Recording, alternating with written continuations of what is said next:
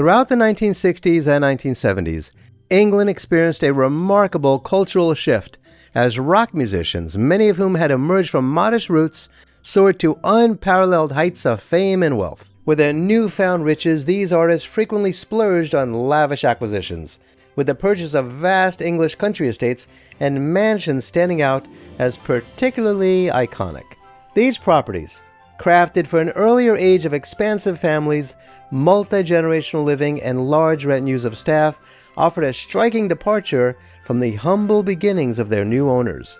Built for an era when bustling households, regular guests, and extended stays were commonplace, the estates often surpassed the everyday needs of the musicians. Still, they evolved into emblems of achievement, havens for creativity, and, at times, showcases of eccentric abundance. In this part of the series, I will explore such properties, each tied to a legendary musician of the era. Hurtwood Lodge, owned by Eric Clapton; Garden Lodge, owned by Freddie Mercury; the Tower House, owned by Jimmy Page; Friar Park, owned by George Harrison; and Tittenhurst Park, owned by John Lennon.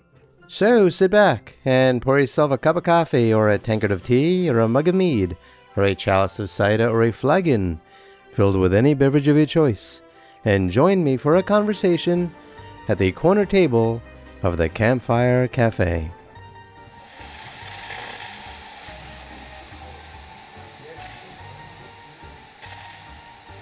Let's begin with Hurtwood Edge, often referred to as Hurtwood Lodge. It is a Grade II listed Victorian estate in Ewhurst, Surrey, England, purchased by Eric Clapton in 1969 for £30,000. Built in 1910 by architect Henry Hakewell in the arts and crafts style, the Italianate mansion features 6 bedrooms, a square tower, a grand hall with a black and white marble floor, and arched windows overlooking a terrace. Spanning several acres, it's a modest yet elegant retreat compared to larger rock star estates.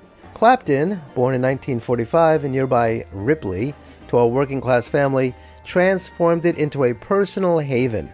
Patty Boyd, his wife from 1979 to 1989, lived there with him after she left George Harrison. Patty described it as beautiful, but in disrepair when she arrived in 1974, a stark contrast to Harrison's vast Friar Park. The couple hosted a lavish wedding party there on May 19, 1979, that was attended by Paul McCartney, Ringo Starr, and George Harrison. It is unknown why John Lennon was not invited. As of the time of this recording, Eric Clapton still owns the property, which is valued at over £3 million today.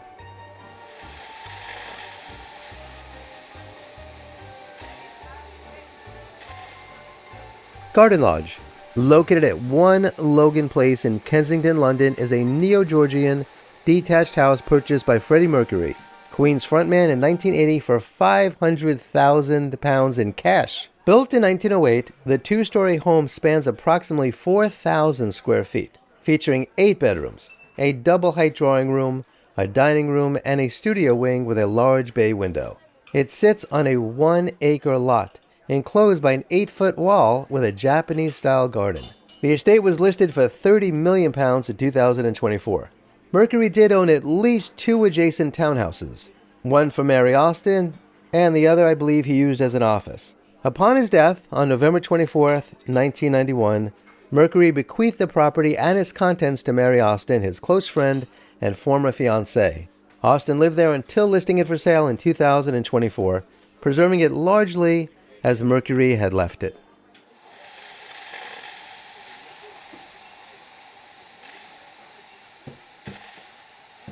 The Tower House, located at 29 Melbury Road in Holland Park, Kensington, London, is a Grade I listed late Victorian townhouse built between 1875 and 1881 by architect William Burgess in the French Gothic Revival style.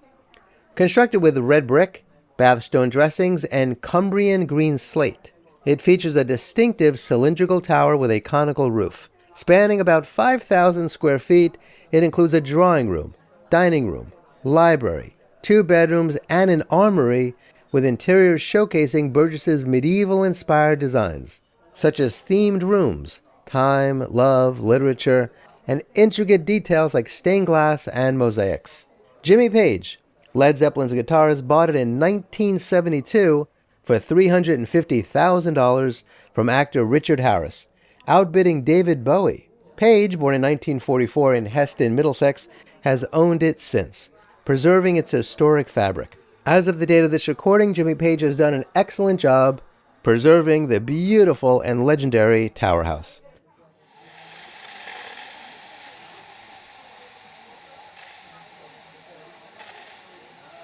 Friar Park, located in Henley-on-Thames, Oxfordshire, England, is a Victorian neo-Gothic mansion purchased by George Harrison in January of 1970 for £140,000.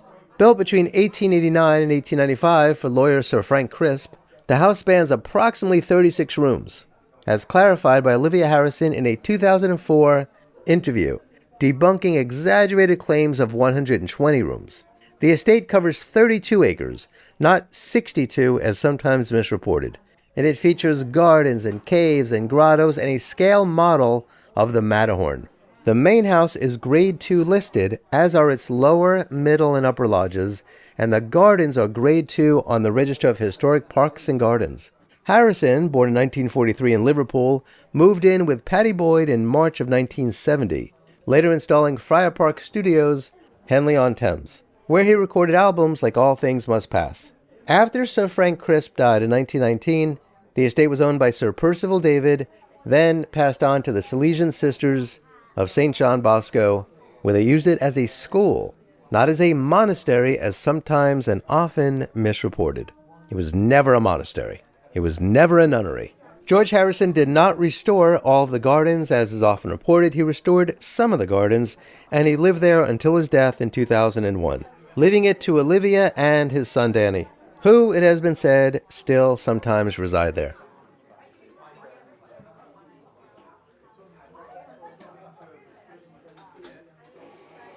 Finally, we have John Lennon's Tinhurst Park in Berkshire, bought in 1969. Lennon, from a working-class Liverpool background, purchased this 72-acre Georgian estate for about $300,000. Even before he had his own lake and recording studio installed, it was a world away from his childhood. Built for a wealthy 18th century family, Tinhurst hosted the Beatles' final photo shoot and the filming of the Imagine film. John Lennon sold it to Ringo Starr in 1973, a couple years after John and Yoko moved to New York City.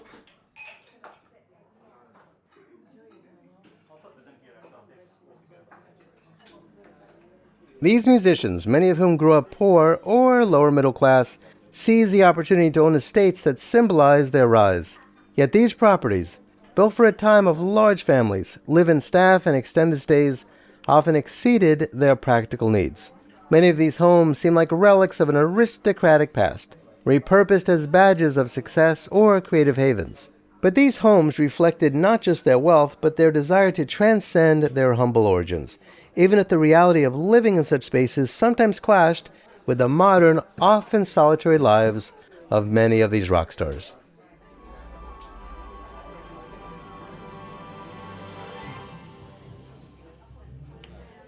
So, what do you think? Were these smart purchases for these rock stars? If you knew any of them at the time, would you have advised them to buy these massive estates? And if you could speak to the owners of these properties today, what do you think should be the future of their homes when they are no longer around to take care of them? Please share your thoughts in the comments below. Perhaps it will read your ideas. Please do me a favor and like and share this video and subscribe to my channel and hit the notification bell. Kindly check out the description below to learn how to support my research and productions, including buying any of the books that I wrote about Friar Park, Tinhurst Park, and the Dakota. Until next time, I wish you safe travels on all your journeys.